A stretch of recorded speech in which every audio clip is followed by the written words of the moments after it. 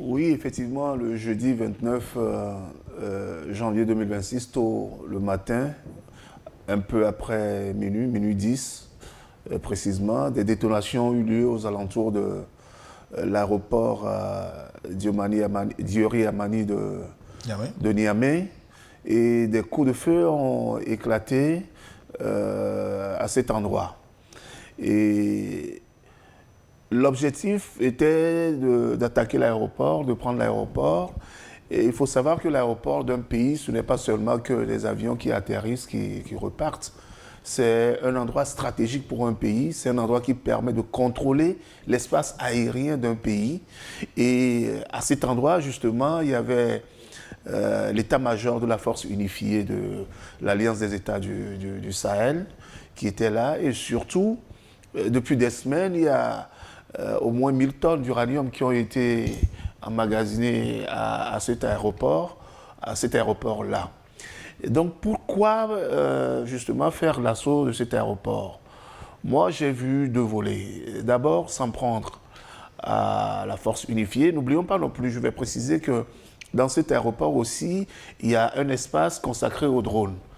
Les drones qui servent à faire de la surveillance du territoire du Niger et au-delà de l'AES. Et puis des drones aussi qui permettent de neutraliser les ennemis, de les identifier, de les neutraliser. Très utile dans la lutte contre le terrorisme. Très utile, effectivement, dans la lutte contre le terrorisme.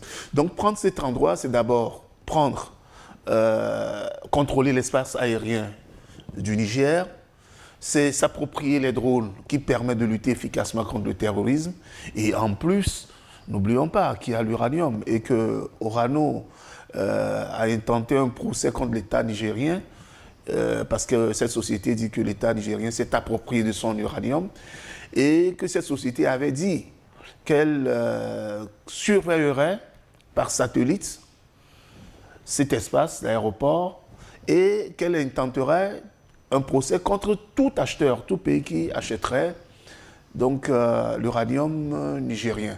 Donc quand on a cet assemblage-là, il est clair alors que les assaillants, les mercenaires comme on les a appelés, n'ont pas pour vocation de venir faire du terrorisme habituel comme on connaît, hein, s'en prendre aux forces de défense de sécurité, s'en prendre à des villages, s'en prendre aux vieux, aux vieillards, aux femmes enceintes. Ce n'était pas le même mode opératoire. Donc ce mode opératoire est beaucoup plus sophistiqué. Et de là survient cette question.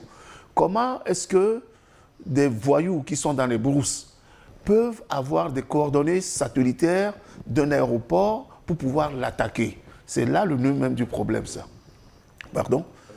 Avec des drones. C'est là où il y a le problème. Comment est-ce que des voyous qui sont dans des brousses peuvent s'approprier des armes aussi sophistiquées pour venir s'en prendre à un aéroport? Comment est-ce qu'ils ont pu avoir des coordonnées précises des endroits où sont stockés l'uranium, où est stocké l'uranium, des endroits où il y a la force unifiée de l'AES et en plus là où il y a les drones?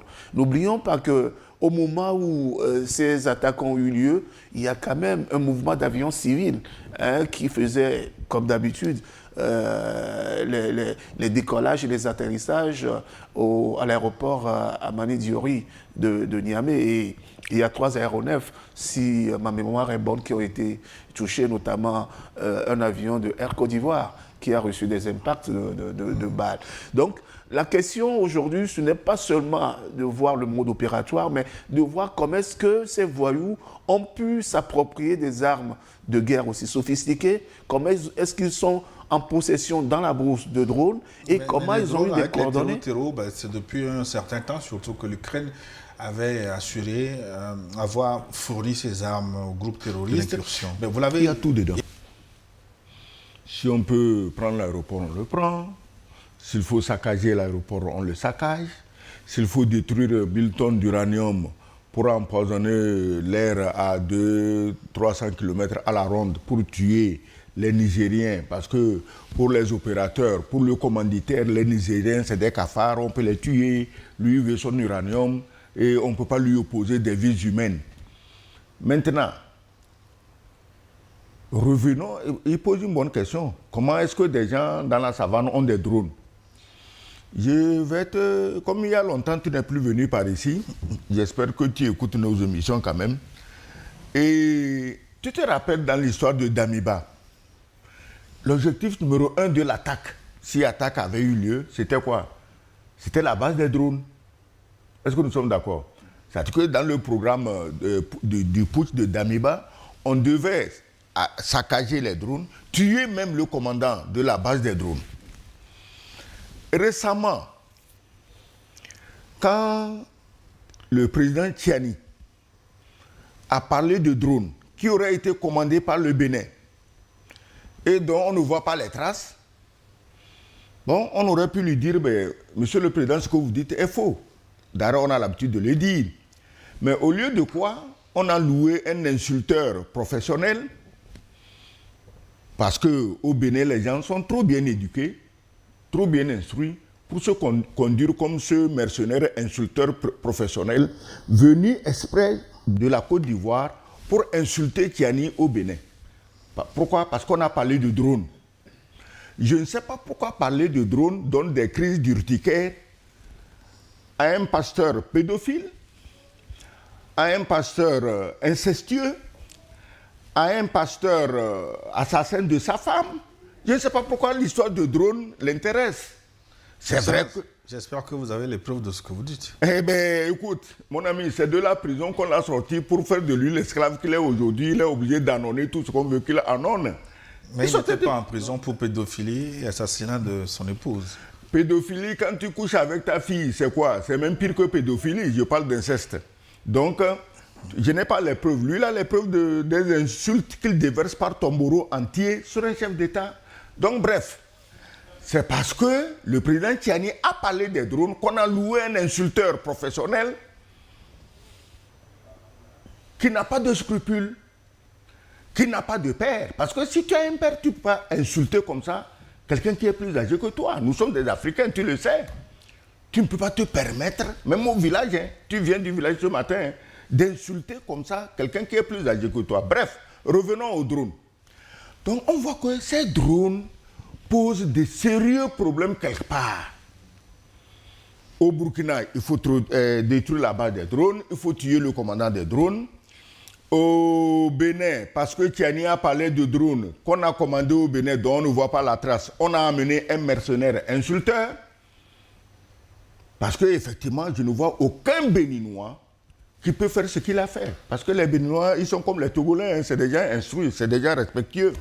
Mais lui, apparemment, il n'a même pas de père. Il y a un vieux croulant qui est en train de mourir dans les bas quartiers à Abidjan, qu'on dit qu'il est son père. Mais toi, tu ne peux pas vivre dans la jet set et ton papa est en train de crever de faim dans le quartier. Donc, ce n'est pas son père. C'est le genre de type qui n'ont pas de père. Parce qu'un garçon qui a un père ne peut pas dire ce qu'il a dit. Donc, les drones sont arrivés d'une façon ou d'une autre. Je ne dis pas que c'est les drones commandés au Bénin qui sont allés au Niger. Mais c'est pour te dire que si les terroristes, qui n'en sont même pas, si les mercenaires veulent des drones, ils n'ont que l'embarras de choix. Le drone des Ukrainiens, les nazis de Kiev, avec leur chef nazi Zelensky, qui ne rêve que de tuer les Noirs, comme son ami, hein, qui lui dit même de refuser de signer des accords de paix. Eux là, tuer les Noirs, c'est leur première distraction. Donc les terroristes ont l'embarras de choix entre les drones fournis par les nazis ukrainiens et les autres drones que les gens commandent dans la région à des fins même touristiques. Hein. Tu sais, tu peux commander un drone pour aller observer une réserve de faune. Et ce n'est pas la faune qui manque. En fait, il faut dire que le terrorisme au Sahel a plusieurs visages aujourd'hui. Que ce soit des visages blancs ou des visages noirs, de blancs plutôt à la peau noire, ils sont nombreux. Et c'est une foultitude de mercenaires qui sévissent et qui sont à la solde, bien sûr, de sponsors et d'impérialistes qui veulent prendre le contrôle, pas que du Sahel, mais de toute la sous-région, de toute la zone du golfe du Bénin. Donc, comme l'a révélé la télévision nigérienne, parmi les assaillants et les mercenaires tués se trouve un blanc.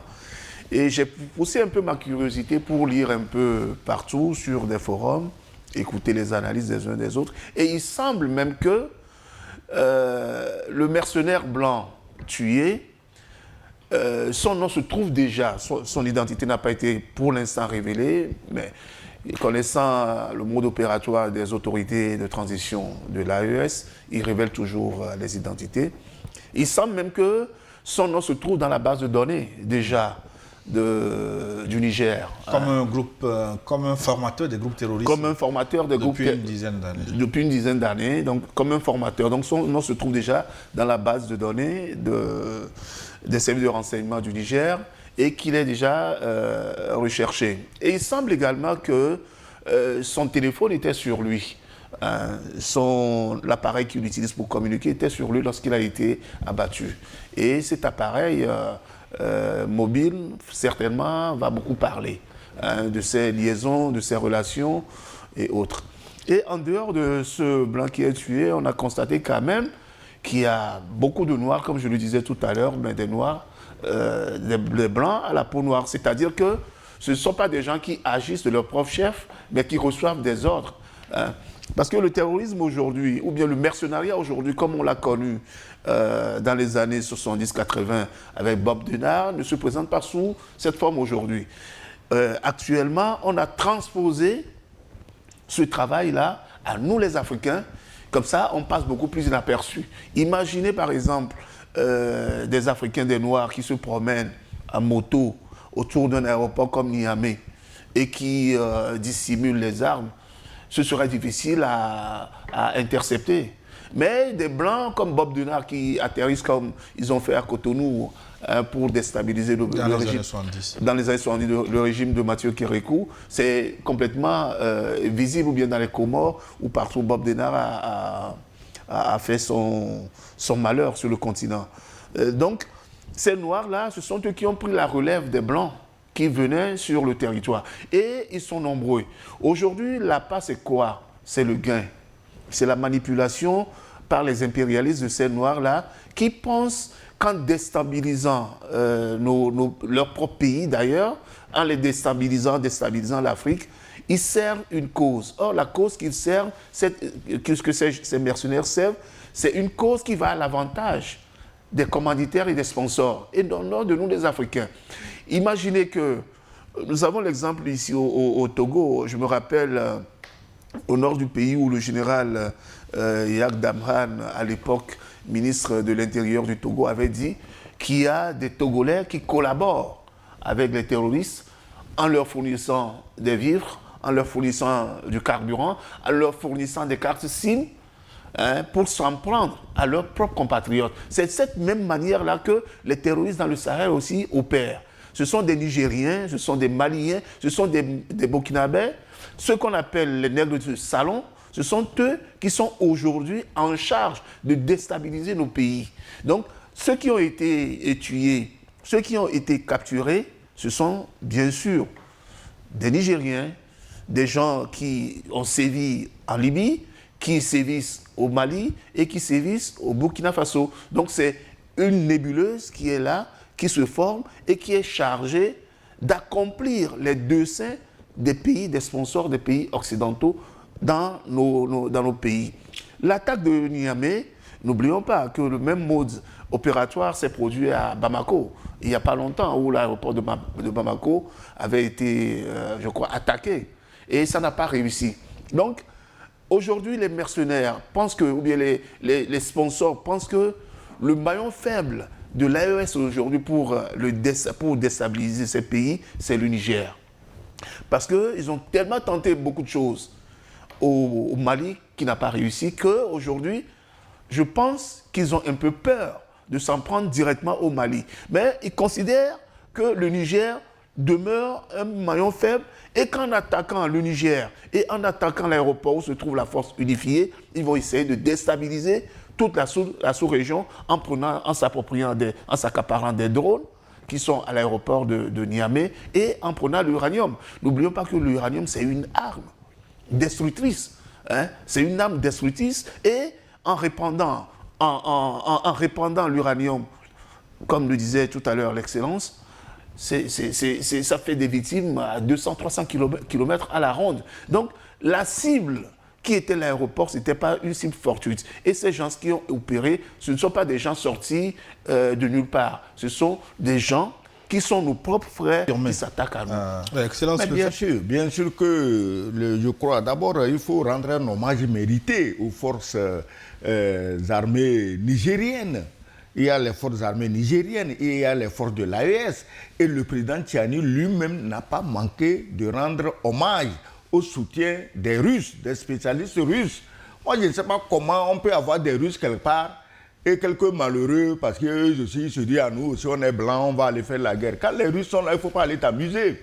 On est en train de vous donner une fessée magistrale, inoubliable, en Ukraine. Et vous croyez que c'est en Afrique que vous pouvez venir intimider les Russes? Mais c'est de l'aventurisme. C'est-à-dire que c'est des gens qui se suicident. Alors, maintenant qu'on les a pris vivants, tu crois que qu'est-ce qui a permis au président Tchiani de parler aussi clairement et d'accuser des gens s'il n'avait pas d'informations de première main?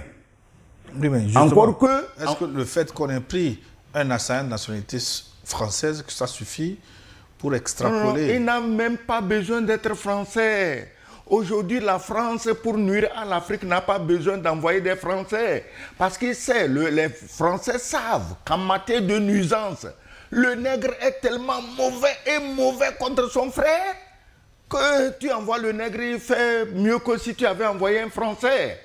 Alors, donc, on n'avait pas besoin de prendre un Français pour avoir les informations. Dès qu'on a pris des gens vivants, mais ils vont dire quand même d'où ils viennent, qui les a envoyés. Maintenant, même si on n'a pas pris quelqu'un vivant, on te parle d'un téléphone. Aujourd'hui, c'est un téléphone, notamment celui de Damiba, qui est en train de foutre le bordel au Burkina avec toutes les informations auxquelles personne ne pensait. Alors ici aussi, il y a un téléphone d'un Français qui parle. Et on va recouper ce que le téléphone dit avec ce que les gens qu'on a pris vivants disent. Ah, quand même, c'est des spécialistes de l'information. Je crois que le président Tchiani du Niger nous a prouvé en maintes reprises qu'en matière d'information, il n'a pas de leçon à recevoir de qui que ce soit. Il sait de quoi il parle. Donc, c'est un homme extrêmement bien informé. On a pris des gens vivants, on a pris des téléphones et on recoupe les informations. Alors, le président Tchiani, s'il a parlé, c'est sûr qu'il est au courant de quelque chose.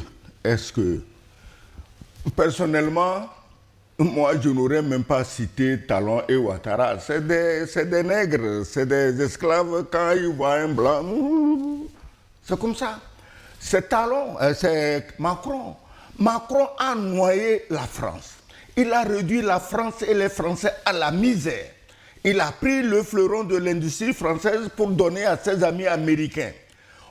Et il croyait en faisant ça, je l'ai déjà dit ici, venir chez les nègres, ramasser directement, gratuitement les richesses pour aller s'empiffrer là-bas. Non, ça n'a pas marché comme ça. Les nègres disent désormais nos biens, c'est nos biens. Alors, pourquoi ne pas le citer? Est-ce que Macron se cache? Maintenant, les gens s'offusquent qu'on ait cité nommément deux chefs d'État de la sous-région. Mais attendez, c'est pas devant l'actualité aussi brûlante soit-elle, on ne peut pas perdre la mémoire. Le général Tchiani n'a pas perdu la mémoire. Les Nigériens n'ont pas perdu la mémoire. Les Ivoiriens, les Togolais, les Ghanéens, les Béninois, même les Nigériens là-bas, nous sommes dans la région, nous sommes concernés, on n'a pas perdu la mémoire. Parce que Tchiani n'a pas oublié et il n'oubliera pas que le Bénin, notamment le président du Bénin, en son temps avait dit on va attaquer, on a utilisé tout, on a épuisé toutes les voies de recours, on va aller attaquer. On lui a promis l'attaque. Est-ce qu'on est sorti un jour pour dire que nous avons renoncé à notre envie d'attaquer? Non. L'autre, lui n'a même, au moins Talon lui l'a parlé, hein, et on n'a pas vu un soldat. Mais l'autre, lui, il avait 850 soldats, avec beaucoup d'argent et beaucoup de nourriture. Allez, on va aller envahir le Niger. Mais qu'est-ce qui vous étonne qu'on les cite aujourd'hui? Tu m'as dit clairement que tu veux ma tête. Maintenant, je suis menacé, je te cite, et les gens s'offusquent. Talon a dit depuis qu'il a mis la balle à terre et renoncé à ce projet. Oui. Talon Talon, tu sais ce qui est dangereux dans cette affaire. Est-ce que Talon lui-même contrôle maintenant son territoire? Si les terroristes quittent son pays pour aller attaquer le Niger, est-ce qu'il est sûr qu'il est au courant? C'est là-bas que nous devons faire attention. Mais quand on lui dit qu'il y a les terroristes chez toi, il dit non, non, il n'y a personne. Donc, s'il n'y a personne, ça veut dire que ce qu'ils viennent faire, c'est tes éléments. Tu aurais dû dire, écoutez, le pays, le Nord, c'est une zone très vaste, c'est une zone boisée, c'est une réserve de faune. Ben écoutez, si les gens se cachent là-bas, donc mettons-nous ensemble, recherchons-les. Alors, on va permettre à Rani Sossou de rattraper son retard en temps d'antenne. Rani, alors que les groupes terroristes sont actifs dans la zone, pourquoi le discours officiel privilégie la thèse du mercenariat téléguidé? Deux points à relever. Ce qui est quand même assez extraordinaire, c'est que les présidents des trois chefs d'État de l'AES n'ont de cesse d'accuser toujours les mêmes pays, les mêmes présidents. Il y a quand même un sous-entendu derrière. Parce que lorsque Ibrahim Traoré accuse toujours la Côte d'Ivoire ou bien le Bénin de servir de base arrière à la déstabilisation de son pays, le Burkina Faso, c'est qu'il y a quand même anguille sous roche. Ce sont des chefs d'État, ce sont des gens qui ont des services de renseignement. Et n'oublions pas que depuis que ces États ont signé des alliances avec la Russie, ils sont devenus, la Russie les a aidés à avoir des appareils d'écoute sophistiqués pour intercepter des conversations. Et ils ont des renseignements militaires aussi, que la Russie les aide à avoir des renseignements militaires. Donc si Ibrahim Traoré accuse le Bénin souvent, il accuse la Côte d'Ivoire souvent de servir de base arrière, ce n'est pas anodin.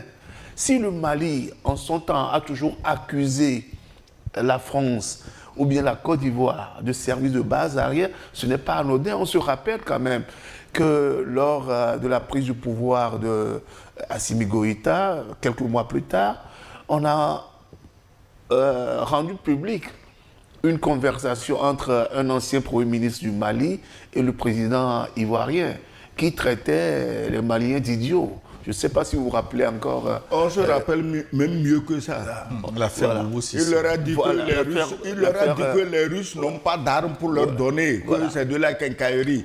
Aujourd'hui, on leur dit d'aller se mesurer à la quincaillerie russe au Burkina, mais ils sont allés planter un drapeau dans un coin de brousse et ils ont fui comme des lapins. Donc, voilà la quincaillerie russe qui fait peur. Donc le Mali également n'a de cesse d'accuser ce pays. Et Tiadi surtout, qui n'a pas sa langue dans sa poche, a souvent l'habitude de nommer, de citer nommément ceux qui l'accusent. On se rappelle que des Français avaient été arrêtés au Niger, au Mali aussi, qui ont parlé, au Burkina d'ailleurs, où des Français ont été emprisonnés, et ce sont des gens qui ont parlé. On se rappelle également l'incident des 49 mercenaires ivoiriens arrêtés au Mali, qui ont parlé et qui ont donné les sources de leur financement et les commanditaires de tout ce qui pouvait se passer à l'époque au Mali. Donc ce sont des éléments quand même de preuve qui permettent aujourd'hui à ces chefs d'État de dire que à la fois le Bénin et à la fois la Côte d'Ivoire servent de base arrière. Or, on sait le lien intrinsèque qui lie par exemple, le président ivoirien au président français. Et on sait également comment de bonnes relations existent entre la France et le président béninois Patrice Talon. Donc, au regard, quand on met côte à côte tous ces éléments et que ces trois pays n'arrêtent pas d'accuser, de porter des mains accusateurs sur les mêmes pays, il y a quand même anguille sous roche. Et qu'il va falloir quand même se documenter pour voir pourquoi ces pays-là n'accusent pas d'autres pays et que c'est toujours les mêmes pays qui sont accusés. Mais deuxième élément, avant le deuxième élément, je voudrais juste rappeler que les deux pays épinglés ont apporté un démenti formel à ces Voilà. accusations. Je veux parler de ça. Laisse-moi terminer Oui, un peu. le Bénin parle d'une blague, une jalousie pour un pays qui se développe.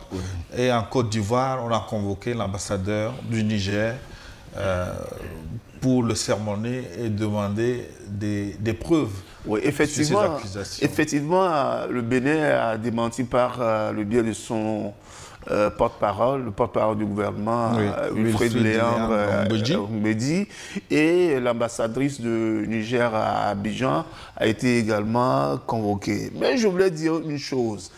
De par le monde, depuis toujours, les commanditaires du terrorisme, les commanditaires de déstabilisation n'ont jamais publiquement affirmé qu'ils étaient les commanditaires. Ils ont toujours fait des sous-traitances et lorsque le poteau rose est découvert, mais ils se retirent et ils font comme s'ils n'ont pas été au courant. Hein?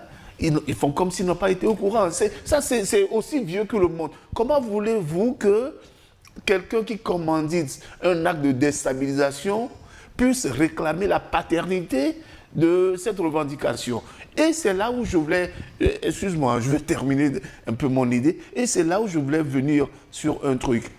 Tout le monde connaît le mode opératoire, par exemple, des groupuscules djihadistes qui... Terroristes, disons terroristes. Oui, les terroristes qui sèment un peu partout le désordre, le chaos dans le monde. Ces groupes-là, comment ils opèrent?